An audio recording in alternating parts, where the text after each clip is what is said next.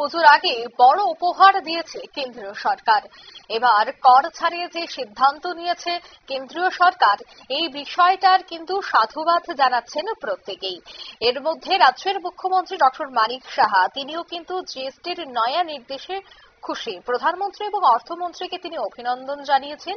ব্যক্তিগত এবং রাজ্যবাসীর তরফে তিনি এই বিষয়টা নিয়ে প্রতিক্রিয়াও দিয়েছেন। ঠিক কি বলছেন শোনাবো।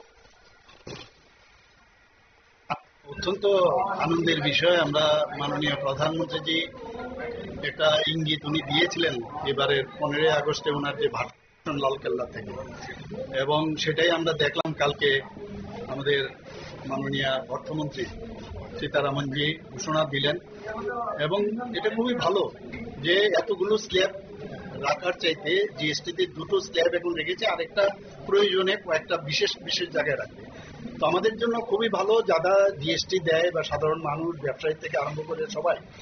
তো জিএসটি দিতে গিয়ে যেহেতু খুব সিম্পল ওয়েতে জিএসটির ব্যবস্থাটা হয়েছে, আমি মাননীয় প্রধানমন্ত্রীকে ধন্যবাদ দিতে চাই। মাননীয় আমাদের অর্থমন্ত্রী যে সীতারামনজিকেও ধন্যবাদ দিতে চাই যে মানে যেভাবে রিফর্ম করছে, একের পর এক রিফর্ম, আমাদের is of business, is of doing, is of thinking, is of everything.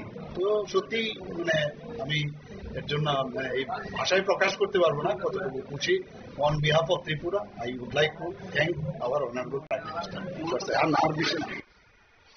আপনারা শুনলেন মুখ্যমন্ত্রীর বক্তব্য। তিনি কিন্তু বললেন যে প্রধানমন্ত্রী এবং অর্থমন্ত্রী নির্মলা সীতারামনের এই সিদ্ধান্ত যথেষ্ট প্রশংসনীয়, এবং তিনি রাজ্যবাসীর হয়েও ধন্যবাদ জানিয়েছেন এবং অভিনন্দন জানিয়েছেন। নিয়ে নিতে ছোট্ট একটি বিজ্ঞাপন বিরতি, সঙ্গে থাকুন।